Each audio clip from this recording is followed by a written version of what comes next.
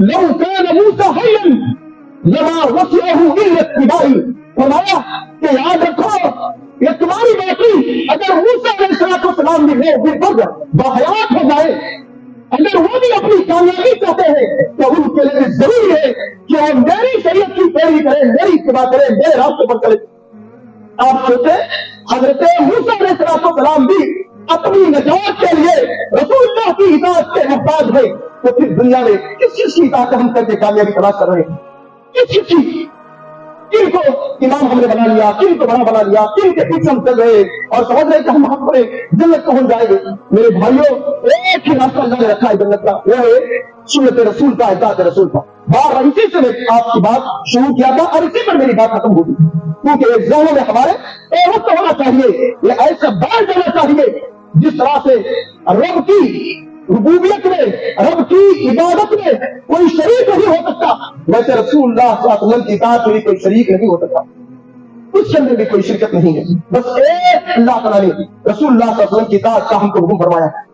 ان الحمد للہ نحمده ونستعینه ونستغفره ونعوذ باللہ من شرور انفسنا ومن سیئات اعمالنا، من يهده الله فلا مضل له ومن يضلله فلا هادي له، واشهد ان لا اله الا الله وحده لا شريك له، واشهد ان محمدا عبده ورسوله۔ يا ايها الذين امنوا اتقوا الله حق تقاته ولا تموتن الا وانتم مسلمون۔ يا أيها الناس اتقوا ربكم الذي خلقكم من نفس واحدة وخلق منها زوجها وبث منهما رجالا كثيرا ونساء، واتقوا الله الذي تساءلون به والأرحام إن الله كان عليكم رقيبا۔ يا أيها الذين آمنوا اتقوا الله وقولوا قولا سديدا يصلح لكم أعمالكم ويغفر لكم ذنوبكم ومن يطع الله ورسوله فقد فاز فوزا عظيما۔ أما بعد فإن خير الحديث كتاب الله وخير الهدي هدي محمد صلى الله عليه وسلم، وشر الأمور محدثاتها وكل محدثة بدعة وكل بدعة ضلالة وكل ضلالة في النار۔ اللهم صل على محمد وعلى آل محمد كما صليت على إبراهيم وعلى آل إبراهيم إنك حميد مجيد۔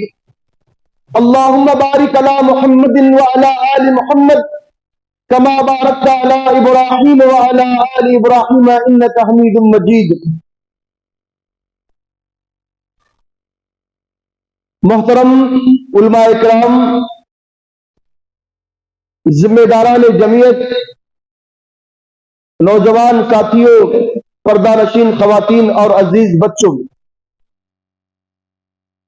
آج اس خطبہ جمعہ میں پیارے نبی علیہ السلام کی اطاعت اور فرما برداری کے تعلق سے قرآن و سنت کی روشنی میں کچھ گزارشات رکھنے کی کوشش کروں گا۔ اللہ سے دعا ہے اللہ تعالی ہم کو پیارے نبی کی سچی اطاعت فرما برداری کی توفیق عطا فرمائے، آمین یا رب العالمین۔ محترم حاضرین،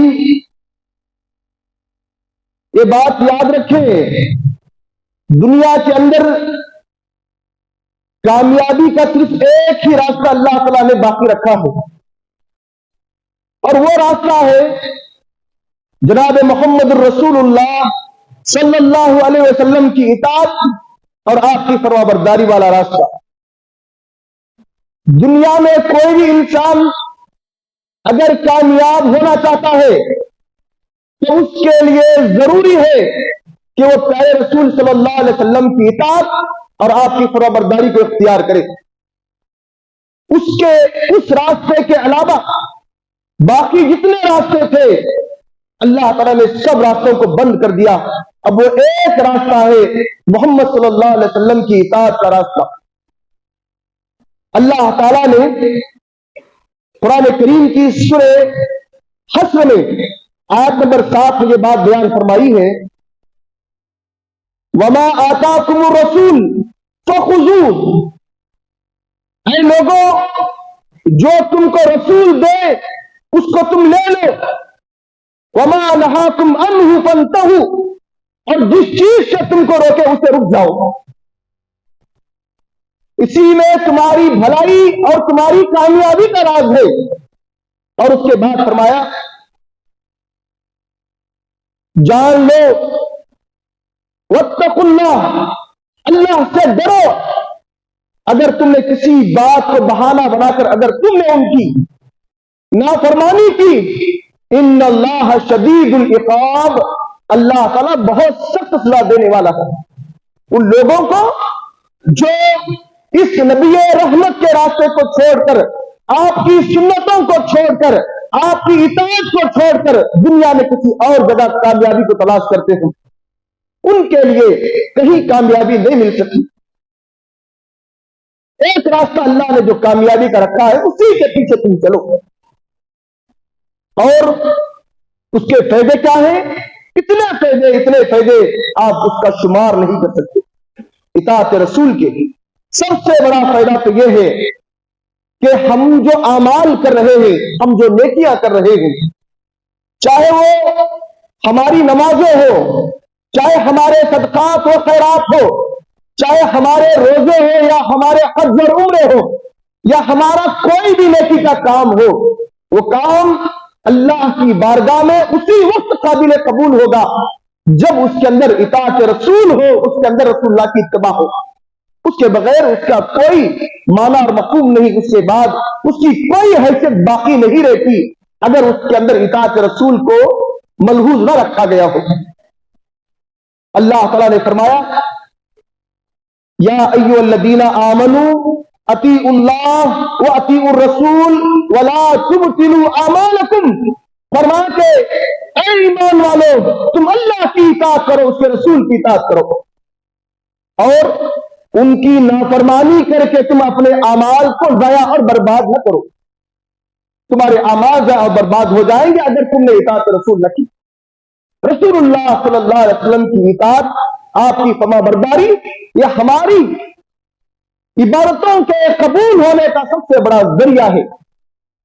اور وَمَن يُطِعِ الرَّسُولَ فَقَدْ أَطَاعَ اللَّهَ، گویا رسول کی اطاعت کیا ہے؟ اس رب کریم کی اطاعت ہے جس نے آپ کو اس دنیا میں مبعوث فرمایا۔ رسول اللہ کی اطاعت وہ اللہ کی اطاعت ہے، رسول اللہ کی نافرمانی وہ اللہ کی نافرمانی ہے۔ اور اس کے بے شمار فائدے اللہ تعالیٰ نے اور بھی جگہ بیان فرمائے۔ دنیا کے اندر بہت سارے لوگ تھے جو یہ دعویٰ کرتے تھے کہ ہم اللہ تعالیٰ کے بڑے چہیتے اور بڑے پیارے ہیں، نحن ابناء اللہ واحباؤہ، کہا کرتے تھے کہ ہم تو اللہ رب العزت کے بڑے چہیتے بندے ہیں، ہم یہودی، ہم عیسائی، ہم پیغمبروں کی اولادیں، ہمارے اندر ہزاروں پیغمبر آئے اور ہم کو اللہ تعالیٰ نے بڑی فضیلتوں سے نوازا، یہ سب چیزیں وہ کہہ کر رسول اللہ کی اطاعت سے منہ موڑ رہے تھے۔ اللہ تعالیٰ نے فرمایا کہ ایسا نہیں ہو سکتا، قل ان کنتم تحبون اللہ فاتبعونی، اللہ نے فرمایا اے نبی ان کے سامنے اعلان کر دو اگر تم واقعی اللہ کی محبت کے دعوے دار ہو تو تمہارے لیے ضروری ہے کہ تم میری پیروی کرو، میرے پیچھے چلو۔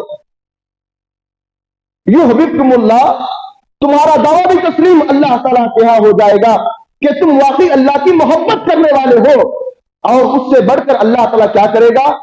خود تم سے محبت کرے گا اگر تم نے رسول اللہ کی غلامی اختیار کی، ان کی اطاعت تم نے کر لی۔ اللہ تعالیٰ کسی بندے سے اگر محبت کرے، اس بندے کے لیے اس سے بڑی بات اور کیا ہو سکتی ہے کہ ایک انسان سے اللہ تعالیٰ اپنی محبت کا اعلان فرما دے۔ اور وہ اعلان کن بندوں کو ملتا ہے؟ ان کو جو رسول اللہ کی اطاعت کرتے ہیں۔ اللہ نے فرمایا یحببکم اللہ وَيَغْفِرْ لَكُمْ ذُنُوبَكُمْ، اور اللہ تعالیٰ تمہارے تمام گناہوں کو بھی بخش دے گا، تمہاری تمام خطائیں، تمہاری غلطیاں اللہ تعالیٰ سب کو درگزر کر دے گا۔ اور اس کے بعد فرمایا ان اللہ غفور الرحیم، بے شک اللہ تعالیٰ معاف کرنے والا اور بے شک اللہ تعالیٰ رحم کرنے والا ہے۔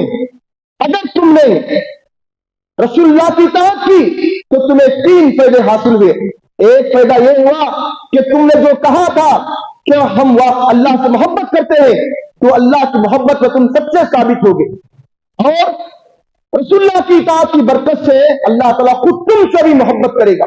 دوسری چیز تم کو ملے گی، اور تیسری چیز کیا ہے؟ تمہاری تمام خطائیں، تمام غلطیاں، تمہارے تمام گناہ صغیرہ کبیرہ اللہ تعالیٰ معاف فرما دے گا۔ تو یہ اطاعت رسول کا فائدہ ہے جو اس آیت کریمہ میں آل عمران کی آیت نمبر 31 اور 32 سے بیان کیا گیا ہے۔ اور اس کے بعد پیارے نبی علیہ الصلوۃ والسلام نے ایک حدیث بیان فرمائی۔ آپ نے کہا، صحیح بخاری کی روایت، ابو ہریرہ اس حدیث کے راوی ہے، فرماتے ہیں کل امتی یدخلون الجنہ الا من ابا، فرمایا کہ میری امت کا ہر فرد جنت میں جا سکتا ہے سوائے اس انسان کے جو خود جنت میں جانا نہ چاہے، جو خود جنت میں جانے سے انکار کر دے۔ قالوا یا رسول اللہ من یابا، صحابہ نے جب یہ بات سنی تو بڑے حیران ہو گئے کہ ایسا بھی کوئی بدنصیب، ایسا بھی کوئی انسان بدبخت ہو سکتا ہے جو خود جنت میں جانے سے انکار کر دے؟ ایسا بھی کوئی ہو سکتا ہے؟ فرمایا کہ ہاں ایسے بھی لوگ ہیں دنیا میں جو جنت میں جانے سے خود انکار کر رہے ہیں۔ فرمایا وہ کون لوگ ہیں؟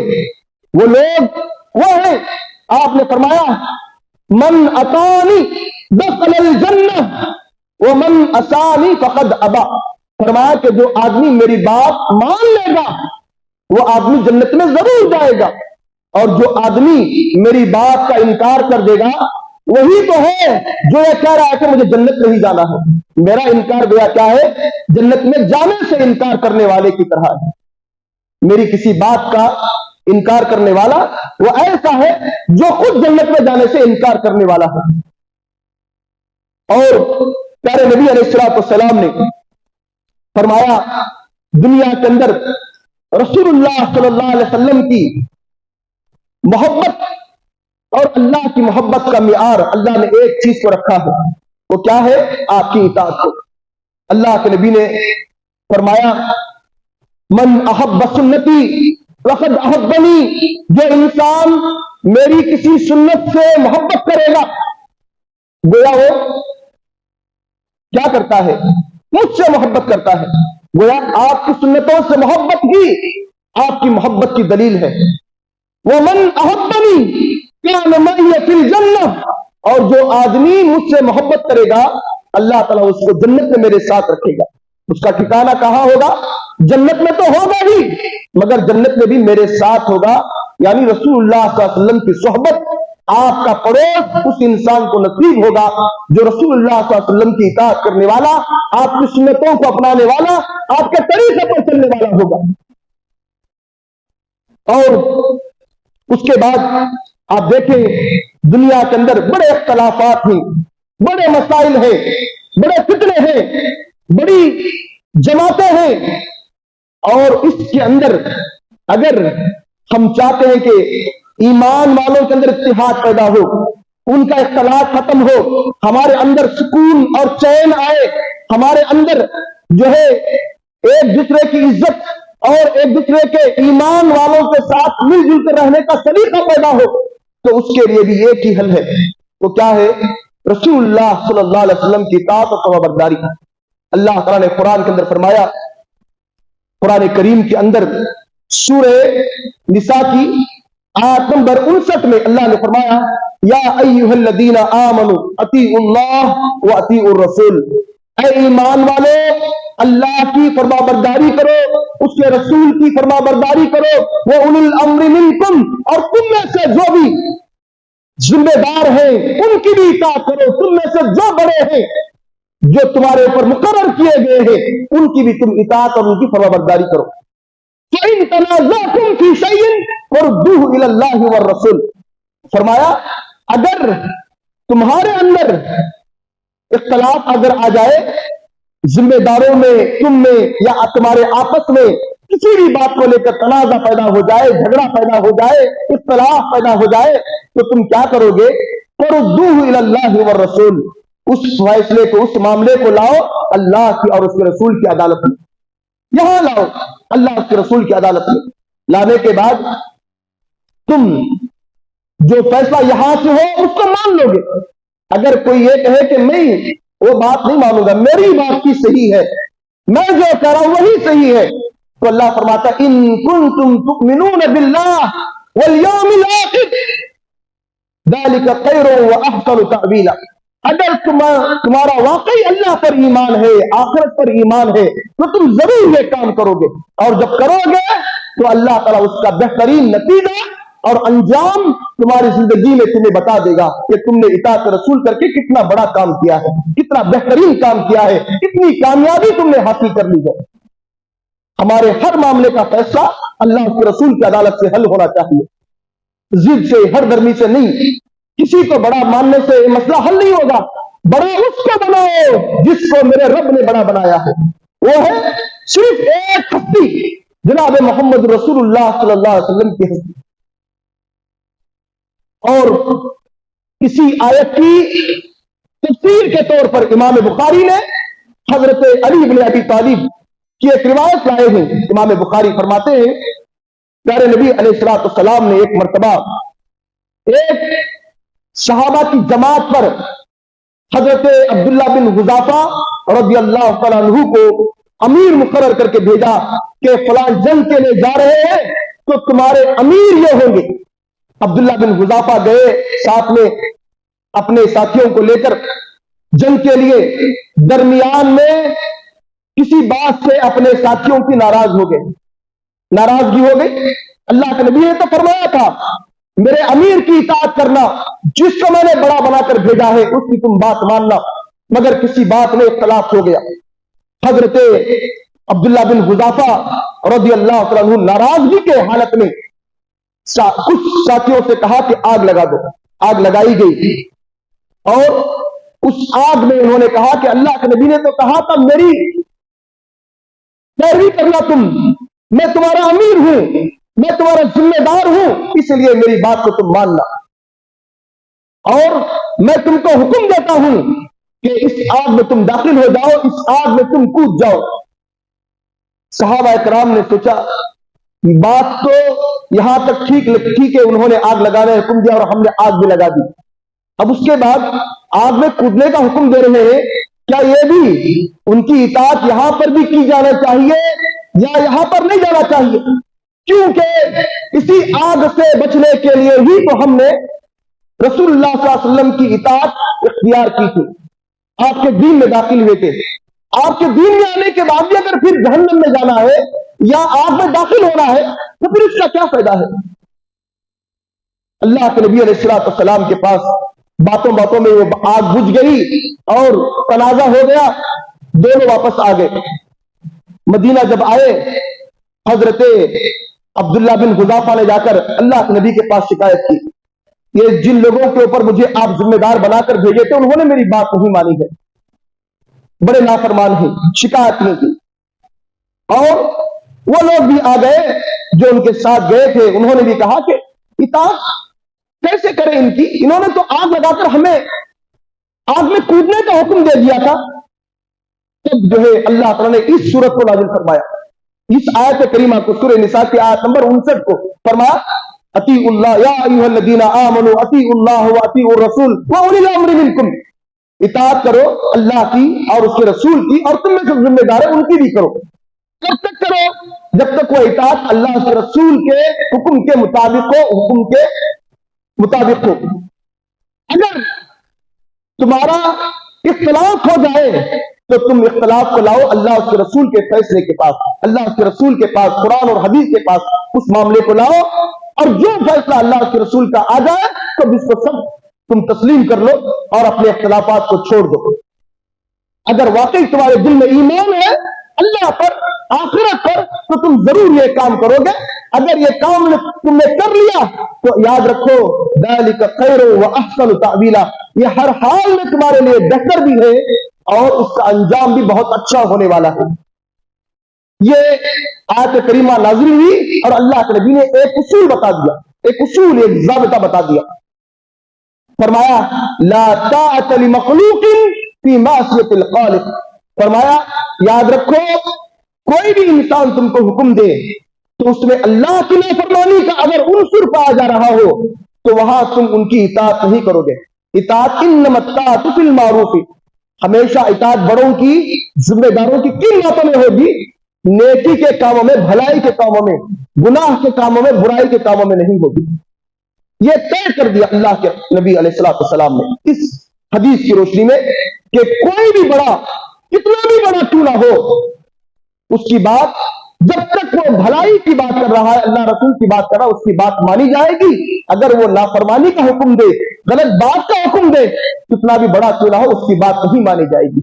اس سے یہ بات معلوم ہوتی ہے کہ اللہ کے نبی کی بات کے لیے ہر ایک کی بات کو ٹھکرایا جا سکتا ہے، مگر کسی کی بات کی وجہ سے اللہ کے نبی کی کسی بات کو نہیں ٹھکرایا جا سکتا. کسی کی بھی بات کی وجہ سے، کسی کے فتوے کی وجہ سے، کسی کے مسئلے کی وجہ سے اللہ کے رسول کی کسی حدیث کا انکار یا اس کا غلط مطلب نہیں بیان کیا جائے گا. ہمیشہ اللہ کے رسول کی بات کو اونچا رکھا جائے گا، اس کو سپریم اتھارٹیز کو دی جائے گی. اس سے بڑی کوئی عدالت، اس سے بڑا کوئی فیصلہ نہیں ہے ایک ایمان والے کے لیے. اور اس کے بعد اللہ رب العزت نے جو لوگ اطاعت رسول سے منہ موڑ کر زندگی گزارتے، اپنی من مانی زندگی گزارتے، ان کے بارے میں بھی کچھ باتیں اللہ تعالیٰ نے قرآن کے اندر بیان فرمائی. کہا کہ سب سے پہلی بات تو اللہ کے نبی علیہ الصلوۃ والسلام کی کسی بھی بات کو معمولی نہ سمجھے. لا تجعلوا دعاء الرسول کدعاء بعضکم بعضا. فرمایا کہ تم میں سے کوئی بھی رسول اللہ کی بات کو، آپ کے کسی بھی فرمان کو، آپ کے بلاوے کو عام لوگوں کے بلاوے کی طرح مت سمجھو. آپ جب کسی بات کا حکم دیتے ہیں تو وہ بات دراصل آپ کی نہیں ہوتی، وہ رب کریم کا حکم ہوا کرتا ہے. کوئی عام آدمی آپ کو کوئی بات کا حکم دے، کسی بات پر بلائے، آپ کو اختیار ہے، آپ مانے نہ مانے آپ کو کوئی مسئلہ نہیں ہے. مگر رسول اللہ جب بھی بلائے، رسول اللہ کوئی بھی آپ کو حکم دے تو آپ اس کو ہر حال میں مانیں گے، انکار کی کوئی گنجائش اللہ نے نہیں رکھی. اور اس کے بعد اللہ نے فرمایا قد یعلم اللہ الذین یتسللون منکم لواذا. اللہ تعالیٰ ان لوگوں کو جانتا ہے جو لوگ مختلف بہانوں سے، مختلف ہیلوں سے اللہ کے رسول صلی اللہ علیہ وسلم کے باتوں کو انکار کر دیتے ہیں، آپ کے باتوں کو چھوڑ دیتے ہیں، کھسک کر کے نکل جاتے ہیں. اللہ تعالیٰ ان کو بہتر طور پہ جانتا ہے. اور اس کے بعد فرمایا کہ فَلْيَحْذَرِ الَّذِينَ يُخَالِفُونَ عَنْ أَمْرِهِ أَن تُصِيبَهُمْ فِتْنَةٌ أَوْ يُصِيبَهُمْ عَذَابٌ أَلِيمٌ. فرمایا یاد رکھو لوگوں کو ڈرنا چاہیے، رسول اللہ صلی اللہ علیہ وسلم کی نافرمانی کرتے وقت ان کو ڈرنا چاہیے کہیں اللہ تعالیٰ ان کو کسی فتنے میں مبتلا نہ کر دے یا ان کو کوئی دردناک عذاب نازل کر کے ان کو ختم نہ کر دے. یہ دو میں سے کوئی چیز ہو سکتی ہے، یا اللہ تعالیٰ کسی فتنے میں مبتلا ان کو کر دے گا، یا اللہ تعالیٰ ان کو کیا کرے گا، دردناک عذاب سے دوچار کر دے گا. جو لوگ بھی رسول اللہ صلی اللہ علیہ وسلم کی اطاعت، آپ کی فرما برداری سے بچنے کے لیے ہیلا اور بہانہ تلاش کریں گے، ان کے لیے سزا اللہ نے سنائی. یہ کوئی معمولی سزا نہیں ہے جو بیان کی گئی. امام احمد بن حنبل رحمہ اللہ بیان فرماتے ہیں الفتنۃ المراد الشرک. ایک انسان جو رسول اللہ صلی اللہ علیہ وسلم کی نافرمانی کر رہا ہے، اللہ نے اس کے بارے میں کہا کہ اگر وہ نافرمانی پر تلا ہے تو اللہ تعالیٰ اسے کسی فتنے میں مبتلا کر دے گا. کسی فتنے میں مبتلا کرنے کا مطلب کیا ہے؟ اللہ کے اس فرمان کا وہ معنی بیان کرتے ہوئے کہتے ہیں امام احمد بن حنبل المراد بالفتنہ الشرک. اس سے یہاں فتنے سے مراد کیا ہے؟ اللہ تعالیٰ تم کو فتنے میں مبتلا کر دے گا. اس کا مطلب کیا ہے؟ اللہ تعالیٰ تمہیں شرک میں مبتلا کر دے گا، تمہارا ایمان ہی سلب ہو جائے گا، تمہاری توحید بھی چھن جائے گی اگر تمہاری زندگی میں اطاعت رسول نہ ہو. اسی لیے آپ دیکھیں گے بہت سارے ہمارے مسلمان بھائی انہوں نے کسی معاملے میں حدیث کو چھوڑا، سنت رسول کو نظر انداز کر دیا، مگر اللہ تعالیٰ نے ان کی زندگیوں میں کیا کر دیا؟ شرک اصغر بھی ہے، شرک اکبر بھی ہے، کفر اکبر بھی ہے، کفر اصغر بھی ہے، ہر قسم کے شرک اور کفر میں اللہ تعالیٰ نے ان کو مبتلا کر دیا ہے۔ یہ وبال کہاں سے آیا؟ یہ وبال آیا ہے اس سنت رسول کو چھوڑنے کی وجہ سے جس کے بارے میں اللہ نے دھمکی دی تھی، او یصیبہم عذاب علیم، یا اللہ تعالیٰ ان کو دردناک عذاب مبتلا نہ کر دے۔ وہ دردناک عذاب یا تو آخرت میں ہو سکتا ہے یا اس دنیا میں بھی ہو سکتا ہے۔ دنیا میں کیا ہو سکتا ہے؟ اللہ تعالیٰ دوسری قوموں کو ہمارے پر مسلط کر دے گا۔ اللہ کے نبی نے فرمایا جو الی الذلۃ والصغار علی من قال فامری، اللہ تعالیٰ نے اس قوم کا مقدر، اس قوم کی جو ہے تقدیر میں ذلت اور رسوائی لکھ دی ہے، جس نے میری کسی معاملے میں نافرمانی کی ہو ضرور اللہ تعالیٰ ان کو ذلیل و خوار کر دے گا۔ آج امت مسلمہ ہمیشہ اپنی ذلت، اپنی قاری کا رونا روتی ہے، کہتی ہے کہ ہمارے یہاں جو اتنی پریشانیاں، اتنی مصیبتیں، اتنے ذلیل ہم ہیں، ایک نچلی قوم سے بھی گئی گزری ہماری حالت ہے اس ملک کے اندر یا دنیا کے اندر۔ ہمارا اتنا بڑا دنیا کے اندر ہماری آبادی ہے، اتنی بڑی آبادی، اتنے بڑے ممالک اور اتنی بڑی دولت ہمارے پاس ہے، کثرت اتنی ہے، مگر عزت نام کی کوئی چیز ہمارے پاس نہیں ہے۔ کیوں نہیں ہے عزت؟ اللہ نے غلبہ کیوں نہیں دیا؟ اس کی وجہ یہی ہے کہ اللہ تعالیٰ نے، ہم نے اپنی زندگی میں جو سنتوں کو نظر انداز کرنا چھوڑ دیا، نظر انداز کرنا شروع کر دیا اور سنتوں کو چھوڑ کر اپنی منمانی زندگی گزارنے لگے، تو اللہ تعالیٰ نے دشمن کو ہمارے پر ایسے مسلط کر دیا ہے، ہماری کوئی عزت اور ہمارا کوئی وقار باقی نہ رہا۔ اگر عزت چاہتے ہیں، دنیا میں غلبہ چاہتے ہیں، دنیا کے اندر اگر ہمارا اسلام سر بلند ہو، ہماری قوم سر بلند ہو، تو اس کے لیے ایک ہی ذریعہ ہے۔ وہ ذریعہ کیا ہے؟ ہم اللہ کے رسول کی غلامی میں آ جائیں، باقی دنیا کو اللہ تعالیٰ خود ہمارا غلام بنا دے گا۔ بس اتنا سا کر لو، اتنی سی بات ہے۔ ایک مسلمان کی زندگی میں اطاعت رسول اگر آ جائے، زندگی کے ہر معاملے میں، یہ معاملہ صرف عبادتوں کا نہیں ہے، یہ معاملہ صرف عقائد کا نہیں ہے، یہ معاملہ صرف ہمارے کچھ مذہبی رسوم میں نہیں ہے، بلکہ زندگی کے ہر معاملے میں، ہر شعبے میں اطاعت رسول کو ملحوظ رکھا جائے۔ ہمارے زندگی کا ہر معاملہ، ہر مسئلہ اللہ کے رسول کی سنت کے مطابق ہو۔ اور اسی طریقے سے اب دنیا میں کامیاب ہونے کا جو ذریعہ تو بتا دیا آپ کو کہ اللہ کے رسول کی اطاعت، مگر کبھی کبھار کوئی آدمی اللہ کے رسول کی اطاعت سے جو دوری اختیار کرتا ہے، اس کے پیچھے کچھ اسباب ہوتے ہیں۔ کبھی وہ سبب یہ ہوتا ہے کہ اگر میں حدیث کے مطابق، سنت کے مطابق اپنی زندگی کو سدھار لوں تو ہمارے دوست کیا کہیں گے، یا سنت کے مطابق میں اپنی زندگی کر لوں تو ہمارے خاندان والے کیا کہیں گے، یا ہمارے بستی والے کیا کہیں گے، یا میرے کاروبار کا کیا ہوگا، یا پھر میری جان کی کون حفاظت کرے گا۔ ایسے بہت سارے خدشے اور بہت سارے ہمارے ذہنوں میں ڈر ہیں۔ اللہ نے فرمایا کہ ڈر کو نکال دو، کہ ڈر نکالو گے تو کامیاب ہوگے۔ اللہ نے فرمایا وَمَن يُطِعِ اللَّهَ وَرَسُولَهُ، جو آدمی اللہ کی اطاعت کرے اور اس کے پیغمبر محمد صلی اللہ علیہ وسلم کی اطاعت کرے، جو آدمی اللہ کے رسول کی اطاعت کرے، وَلَمْ يَخْشَ إِلَّا اللَّهَ، اور اللہ کے سوا کسی کا ڈر اور خوف اس کے دل میں نہ ہو، تو اللہ فرماتا فَأُولَٰئِكَ هُمُ الْفَائِزُونَ، ایسے ہی لوگ حقیقت میں کون ہیں؟ کامیاب ہونے والے ہیں۔ ورنہ یہ ڈر رکھ کر کے، یہ خوف رکھ کر کے آدمی کبھی اطاعت رسول کا پیروکار نہیں ہو سکتا۔ یہ ڈر پہلے دلوں سے نکال دو۔ دنیا کچھ نہیں کرے گی، دنیا دھمکیاں دیتے رہے، اللہ تعالیٰ کا معاملہ آپ کے ساتھ اگر درست ہے، اطاعت رسول میں آپ اگر صحیح ہیں، تو اللہ تعالیٰ آپ کی ضرور حفاظت کرے گا اور آپ کو غلبہ اور عزت نصیب فرمائے گا۔ اور اس کے بعد آپ یاد رکھیں، دنیا میں اللہ تعالیٰ نے کسی کے لیے کوئی گنجائش باقی نہیں رکھی۔ اللہ کے نبی علیہ السلام کی اطاعت سے بھاگنے کا کوئی راستہ نہیں چھوڑا۔ کوئی بھی انسان چاہے کتنا بھی بڑا کیوں نہ ہو، کتنا بھی بڑا نیک انسان کیوں نہ ہو، کتنے بھی بڑے منصب والا کیوں نہ ہو، اس کی کامیابی کا دار و مدار صرف رسول اللہ صلی اللہ علیہ وسلم کی اطاعت پر اللہ نے موقوف رکھا ہے۔ پیارے نبی علیہ السلام کے پاس آپ نے مشہور واقعہ بارہا سنا ہوگا۔ سنن الدارمی میں امام دارمی اس واقعے کے جو ہے مقدمے میں انہوں نے نقل فرمایا، کہتے ہیں حضرت عمر فاروق رضی اللہ تعالیٰ عنہ ایک مرتبہ کہیں تورات حضرت موسیٰ علیہ السلام کی ان کے اوپر نازل کردہ کتاب وہ لا کے اللہ کے نبی کے پاس بڑے شوق سے پڑھنے لگے اور اس کی باتوں کو متاثر ہو کر پیش کرنے لگے۔ کون سا نسخہ ہے؟ تورات کا ہے۔ اور تورات کون سی کتاب ہے؟ اللہ کی طرف سے اتاری ہوئی حضرت موسیٰ پر نازل کردہ کتاب ہے۔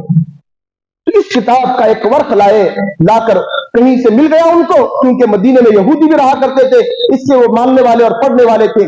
ایک ورق مل گیا، لا کر پڑھنے لگے اللہ کے نبی کے پاس۔ اللہ کے نبی علیہ السلام سن رہے ہیں مگر ناراضگی اپنے چہرے سے ظاہر فرما رہے ہیں۔ اور پیارے نبی علیہ السلام کا چہرہ جب ناراضگی کا عالم ہوتا، اللہ کے نبی صلی اللہ علیہ وسلم کا چہرہ اتنا سرخ ہوتا، لگتا تھا کہ انار کے دانے گویا نچوڑ کر آپ کے چہرے پر ڈالے گئے ہیں، اس قدر سرخ اللہ کے نبی علیہ السلام کا چہرہ ہو گیا۔ عمر فاروق پڑھتے جا رہے ہیں اس صفحے کو، اور ابو بکر صدیق رضی اللہ تعالیٰ عنہ کی نگاہ رسول اللہ کے چہرے پر ہے اور کہہ رہے کہ عمر تمہاری ماں تمہیں گم پائے، اللہ کے رسول کی ناراضگی دیکھو، بند کر دو پڑھنا۔ اس کے بعد اللہ کے نبی علیہ السلام فرمانے لگے، اے عمر تم حضرت موسیٰ کی کتاب کا ایک ورق لے کے آ گئے ہو، اگر لو بدا لکم موسیٰ لاتبعتموہ لزللتم عن سواء السبیل، فرمایا کہ اگر موسیٰ علیہ السلام بھی لو بالفرض اس دنیا میں آ جائے تمہارے سامنے اور تم مجھے چھوڑ کر ان کے پیچھے اگر چلنے لگو، یاد رکھو کہ تم سیدھے راستے سے بھٹک جاؤ گے، حضرت موسیٰ کے پیچھے چل کر بھی تم کامیابی حاصل نہیں کر سکو گے۔ کتنی بڑی بات ہے۔ اور اس سے بھی آگے ایک دوسری روایت کے اندر اللہ کے نبی نے فرمایا، لو کان موسیٰ حیا لما وسعہ الا اتباعی، فرمایا کہ یاد رکھو یہ تمہاری بات نہیں، اگر موسیٰ علیہ السلام بھی بالفرض باحیات ہو جائے، اگر وہ بھی اپنی کامیابی چاہتے ہیں تو ان کے لیے بھی ضروری ہے کہ وہ میری شریعت کی پیروی کرے، میری اتباع کرے، میرے راستے پر چلے۔ آپ سوچیں حضرت موسیٰ علیہ السلام بھی اپنی نجات کے لیے رسول اللہ کی اطاعت کے محتاج ہے، تو پھر دنیا میں کس چیز کی اطاعت ہم کر کے کامیابی تلاش کر رہے ہیں؟ کس چیز کی؟ کن کو امام ہم نے بنا لیا، کن کو بڑا بنا لیا، کن کے پیچھے ہم چل رہے ہیں اور سمجھ رہے کہ ہم حق پر جنت پہنچ جائیں گے۔ میرے بھائیوں، ایک ہی راستہ اللہ نے رکھا ہے جنت کا، وہ ہے سنت رسول کا، اطاعت رسول کا۔ بار بار اسی سے میں آپ کی بات شروع کیا تھا اور اسی پر میری بات ختم ہوگی، کیونکہ ذہنوں میں ہمارے وقت ہونا چاہیے، یہ ایسا بیٹھ جانا چاہیے جس طرح سے رب کی ربوبیت میں، رب کی عبادت میں کوئی شریک نہیں ہو سکتا، ویسے رسول اللہ صلی اللہ علیہ وسلم کی اطاعت میں بھی کوئی شریک نہیں ہو سکتا، اس کے اندر بھی کوئی شرکت نہیں ہے۔ بس ایک اللہ تعالیٰ نے رسول اللہ صلی اللہ علیہ وسلم کی اطاعت کا ہم کو حکم فرمایا ہے، اور ہماری عزت، ہماری کامیابی اسی رسول علیہ السلام کی اتباع اور آپ کی پیروی میں ہماری رکھی ہے۔ اور دوسری بات کہ دنیا کے اندر جو لوگ بھی اپنی منمانی زندگی گزار کے چلے جائیں گے، منمانی کرتے رہے اس دنیا میں، بتایا گیا کہ اللہ کے نبی کا حکم تو یہ تھا، اور وہ یہ کہتے رہے کہ نہیں ہمارے خاندان میں یہ سب نہیں چلتا، ہمارے باپ دادا کا طریقہ ایسا تھا، ہم اس پر چل رہے ہیں۔ کوئی اگر بتا دے یہ اللہ کے نبی کی بات ہے، یہ آپ کا پیغام ہے، قرآن کی آیت کریمہ میں یہ بات آئی ہے، اور وہ یہ کہے کہ نہیں ہمارے حضرت کو میں پوچھا وہ نہیں ایسا بول رہے تھے، کیونکہ ہم فلاں مسلک والے ہیں اس لیے ہم اس کو نہیں مانیں گے، تو مسلک کی بنیاد پر، جماعت کی بنیاد پر، علاقے کی بنیاد پر، سماج کی بنیاد پر، معاشرے کی بنیاد پر، خاندان کی بنیاد پر، کسی بھی بات پر اگر آدمی اللہ کے نبی کی کسی بات کا انکار کر دیتا ہے تو گویا وہ آدمی خود اپنے لیے جہنم کا راستہ اختیار کرتا ہے، جہنم کے راستے پر چلتا ہے۔ اور ان کا انجام کیا ہوگا؟ اللہ تعالیٰ نے قرآن کریم کے اندر کئی جگہ یہ بات بیان فرمائی۔ اللہ تعالیٰ نے فرمایا یوم تقلب وجوہہم فی النار، سورہ احزاب میں اللہ نے فرمایا یاد کرو اس وقت کو جب جہنم میں چہرے الٹ پلٹ کیے جائیں گے آگ میں۔ آپ نے دیکھا ہوگا جب بکرا ذبح ہوتا ہے اس کا سر اور اس کے پیر الگ کر لینے کے بعد اس کو لوگ جلاتے ہیں اس کا سرا اور پایا بنانے کے لیے، ہر طرف کبھی ادھر سے جلا رہے ہیں، کبھی ادھر سے جلا رہے ہیں، کبھی ادھر سے سلاخ ڈالی جا رہی ہے، کبھی ادھر سے آگ کھوسی جا رہی ہے، پوری طرح سے اس کو جلاتے ہیں۔ ویسے انسان کے چہرے جہنم کی آگ میں الٹ پلٹ ہوں گے، ادھر سے کبھی ادھر سے جلا کبھی ادھر سے جلا۔ اگر وہ انسان کا جلتا ہوا چہرہ اس کی کھال ختم بھی ہو گئی پھر نئی کھال آئے گی، پھر وہ جلتا رہے گا۔ یہ عذاب، یہ تکلیف، یہ المناک سزا ان کو ہوتی رہے گی۔ اور جب ہوگی تو وہ کہیں گے یقولون یا ویلتنا، وہ کہیں گے کہ اے ہماری بربادی، ہم نے کاش کہ ہم اطاعنا اللہ و اطاعنا الرسول، کاش کہ ہم دنیا میں اللہ کی بات مانے ہوتے، اس کے پیغمبر کی بات مانے ہوتے تو آج یہ انجام، آج یہ تکلیف ہمیں بھگتنا نہ پڑتی۔ اس وقت جو افسوس کریں گے اور کہیں گے قالوا ربنا انا اطعنا سادتنا و کبراءنا، تو کہیں گے اے ہمارے رب، ہماری یہ بربادی تھی کہ ہم نے اپنی زندگی میں کچھ لوگوں کو بڑا بنا لیا تھا اور ان کے پیچھے ہم چلتے رہے، اپنے بڑوں کے پیچھے، اپنے بزرگوں کے پیچھے، اپنے سرداروں کے پیچھے چلتے رہے، فَأَضَلُّونَ السَّبِيلَ، اب انہوں نے ہم کو سیدھا راستہ نہیں بتایا، غلط راستے پر ہم چلتے رہے یہاں تک کہ ہماری زندگی ختم ہو گئی، ہمیں صحیح راستہ پتہ ہی نہیں چلا، صحیح راستے کی ہمیں خبر بھی نہ ہوئی، یا خبر بھی تھی تو یہ ہمیں دن رات آ کے روکتے تھے کہ وہ غلط لوگ ہیں، گمراہ لوگ ہیں، وہ غلط طریقہ ہے، ہم جو کریں وہ صحیح ہے، یہی وہ سمجھاتے رہے اور ہم نے ان کی بات مان لی، اور نتیجہ کیا ہوا؟ ہم اس جہنم میں پہنچ گئے اور کہیں گے ربنا آتیہم ضعفین من العذاب ولعنہم لعنا کبیرا، اور کہیں گے اے ہمارے رب، آج کے دن اس جہنم سے ہم تو چھٹکارا نہیں پا سکتے، رب اتنی درخواست ہے جن لوگوں نے ہمیں گمراہ کیا ہے تو ان کو ہم سے دگنا عذاب دینا، کیونکہ انہوں نے ہمیں بھی گمراہ کیا ہے، ہمیں بھی جہنم میں جانے کا سبب بن گئے ہیں، وَلَعْنَهُمْ لَعْنًا كَبِيرًا، اور ان کے اوپر بڑی لعنتیں تو بھیجنا، کبھی ان کو اپنی رحمت کا حصہ نہ دینا، اپنی لعنتیں، اپنی پھٹکار ان کے اوپر نازل کرنا جنہوں نے ہمیں دنیا میں گمراہ کیا۔ آج بڑی عقیدت سے ان کا نام لیتے ہیں، بڑی عقیدت سے ان کے نام کے نعرے لگاتے ہیں، مگر یہی لوگ کیا کریں گے؟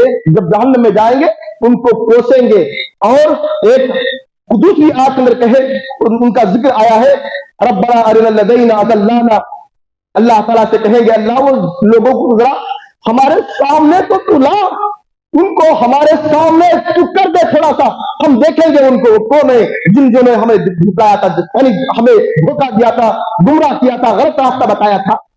جب وہ دکھائے جائیں گے چاہے وہ انسان ہو یا جنات ہو، کہیں گے اللہ ہمیں اگر اتنا غصہ ان کے پر آ رہا ہے، ہم چاہتے ہیں کہ اپنے پیروں سے ان کو رول کر ذلیل کر دے، ان کو کچل دے اپنے پیروں سے جنہوں نے ہمیں گمراہ کیا تھا۔